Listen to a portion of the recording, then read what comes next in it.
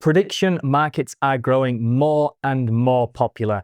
And if you know where to look, they can tell you what's likely to come next for Bitcoin. So we'll get right into it. As we can see, the Bitcoin price action has been, to say the least. If I just zoom out a little bit, we can see after our recent retracement that we had over the past week or so to beneath $105,000. We've rebounded slightly, briefly to above 111K, but we've now dipped back below about $108,000 to where we sit right now as I film this, about $107,500. Now, this video is going to be looking at how we can use prediction markets like Polymarket and Kalshi to potentially help us forecast and understand what the Bitcoin price action may be doing next. So this actually started this entire process with a tweet of mine looking at where the prediction markets were currently forecasting the Bitcoin price to be before 2026. Now, this was a couple of weeks ago, and they were forecasting a Bitcoin price of $141,000 as the most likely outcome. Now,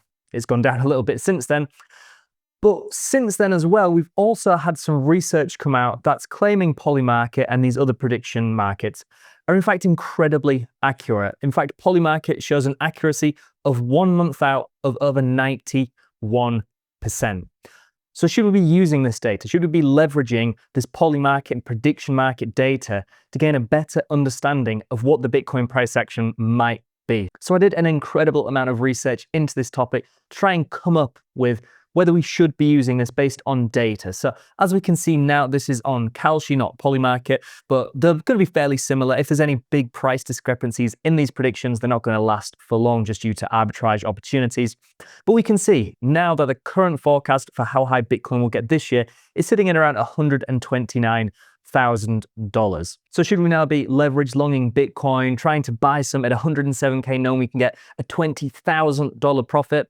Well, these stats, these analytics claiming 91% accuracy need to be taken with a slight pinch of salt. Now, a little bit later into this, I'll show you how you can actually use this data incredibly effectively. But first and foremost, what we'll do is look at this Kalshi data and how it actually relates to the Bitcoin price action.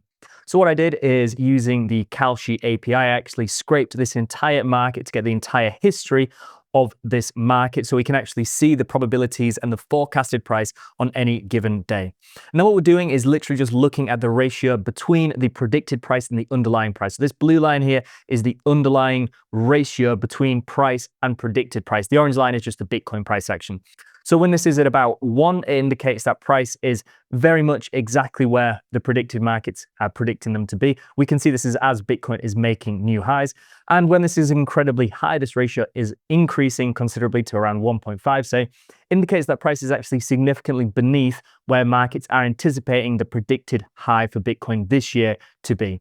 But what we can do is take this a step further rather than just looking at the ratio. Because one thing we need to do is acknowledge that as we get closer to the end of the year, this probably isn't going to be as volatile. We can see here on January 23rd at some point, there was a forecast of $158,000 just around here within this data that I've collected here. But what we can do is look at the standardized version of this probability. So rather than just looking at this ratio over the course of a year, which is constantly shifting, as we get close to the end of the year, we have to almost adjust and standardize this data to account for the fact that there's less variability in the probable and potential outcomes. So as we can see, what I've added onto the chart here is this standardized line, this pink line of data, which, as I said, is standardizing the data to account for the diminishing amount of days remaining within the year. So we can see as we have these ratio increases indicating that price is significantly beneath the predicted price, as we're getting further and further into the year, closer to 2026, this standardized data is actually increasing noticeably. So what I can do is if I just remove the standard ratio and outline the top and bottom percentile of days. So as we can see in the top percentile of standardized ratio days between the underlying spot price of Bitcoin and the predicted Kalshi market prediction market price of Bitcoin, we can see when there's a big divergence in this, we get these green spots on the chart indicating that Bitcoin's price may be at a discount, that the markets are potentially massively undervalued compared to where they're anticipating the price to be. And given the fact that they're potentially 91% accurate, this is something that we maybe should be paying attention to. And when these markets are pretty much priced at parity to the underlying price of Bitcoin, when we can see almost a one-to-one standardized ratio between the underlying price and the expectation of how high Bitcoin can go, we get these red dots indicating on the market maybe being a little bit overheated, maybe we've got a little bit ahead of ourselves, and we're approaching where the market is kind of pricing in the Bitcoin price action top to be. But one thing before we actually go further into this analysis is to look at how this 91% figure maybe came to fruition, because if, like me, you see this and think that seems a little bit too high, surely we've been trading and investing on the basis that a majority are wrong a majority of the time.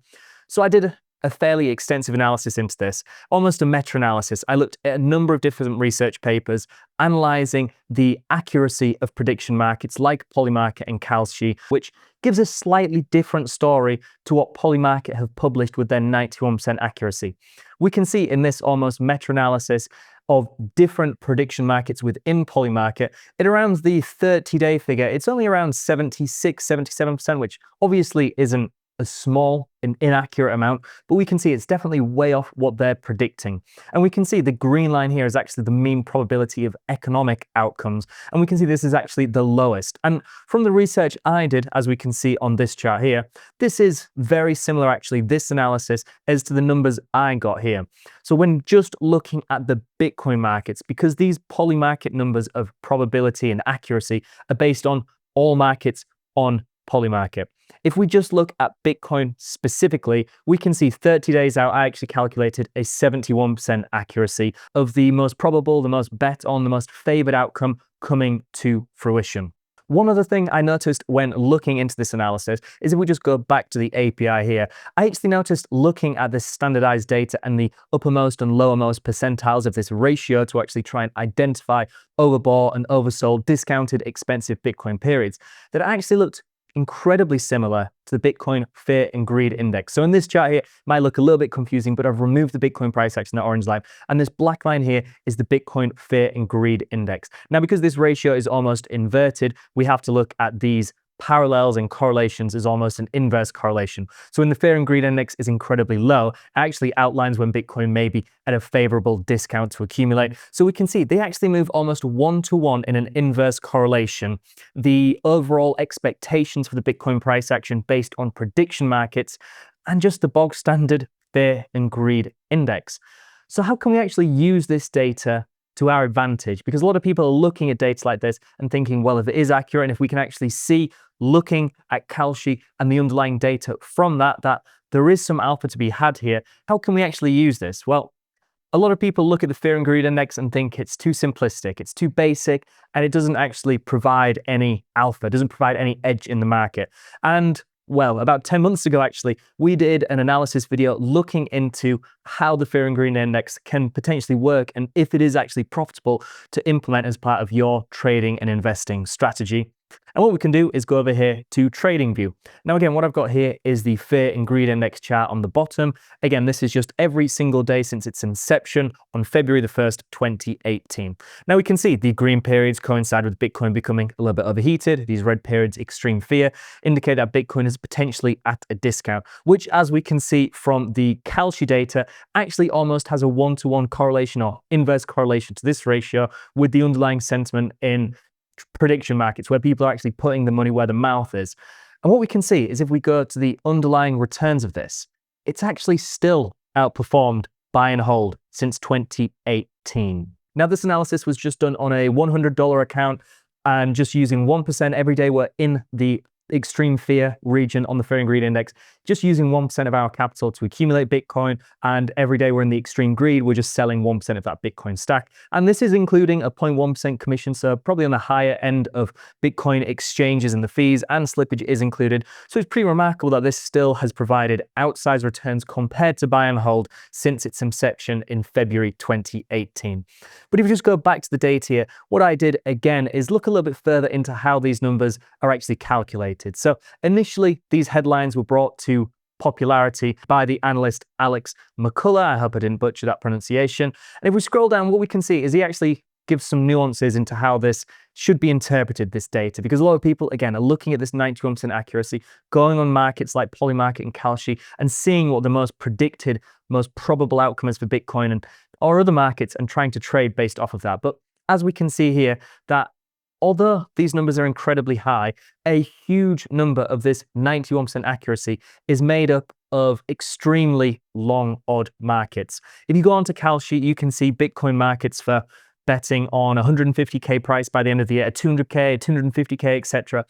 And a vast majority of these aren't going to come to fruition. So when you have markets that have a number of different outcomes and a vast majority of them are almost certainly not going to come to fruition. I mean, if we just go onto Polymarket here, we can see a vast majority, about 80% of all outcomes end in no. And that's because a huge amount of these markets are just kind of hedge bets. If you're betting on Satoshi to move his coins, for example, which is a big market on Polymarket at the minute, then you can buy Bitcoin, long Bitcoin, spot, underlying BTC, and just with 1/100th of your portfolio or something, just take a bet that Satoshi will move some Bitcoin in 2025, and you almost hedge your downside. You get this insurance on the market. So if this does happen, Bitcoin's price crashes drastically, just FYI, this is almost certainly not going to happen, then you cover your downside risk. So a huge amount of these markets are just hedging their bets. And what we can actually see is if we look at comparisons to markets outside of crypto, because as we could see from my own analysis, the crypto specific is considerably lower, about 71% from 30 days out. If we look at something like the sports betting markets, we can see that one day before actually has significantly lower potential and accuracy on these markets. We can see here a 63.2% accuracy on sports betting markets one day out. Now, if we just look at the average percentage of sports favorites, the most backed, lowest odds team or individual competitor within a sport, we can see that the average is around this 2/3 scenario. It depends on the markets we're betting on, but Polymarket isn't exceeding what the standard bookies in traditional markets are doing. So just to summarize, prediction markets like Polymarket and Kalshi have exploded in popularity recently, and based on independent and published research, they seem to be considerably more accurate than comparable polls and predictive tools. So does this disprove the thesis that most people are wrong most of the time? Well, no. In fact, once you really dive into the nitty-gritty of the data, you can see that these prediction markets are just as accurate, or inaccurate if you like, as existing means. Vegas wouldn't be a huge sprawling metropolis of massive casinos, and we wouldn't see a huge explosion in mobile sports betting and gambling if the house didn't win. And I know these prediction markets aren't the same as betting on traditional odds. It's based on a almost 1/100 probability that people can trade against each other in these markets. But ultimately, the fact remains, these don't provide a huge edge in the market. And what we can see is using this data alongside confluence like the Fear and Greed Index to track the sentiment of these traders or bettors, we can actually see that when they're overextended, overly greedy, alongside something like the Fear and Greed Index, it actually gives us some indication that the market is getting overheated. Also, please don't forget to like this video, subscribe to the channel, and turn on notifications to ensure you're receiving all of our own content as soon as it's released. And if you like this video, definitely check out BitcoinMagazinePro.com, where our analytics help you to cut through the noise to make informed, data-driven decisions about Bitcoin. With over 150 live charts, personalized indicator alerts, in-depth crypto industry reports, API access, and more, all for a fraction of the standard industry price. And let me know what your thoughts are on using prediction market platforms like Polymarket, Kalshi, and there's plenty others that exist to try and improve our own understanding and try and gauge the probabilities of what Bitcoin's next move could be. And as always, thank you all very much for watching, and I'll see you in the next one.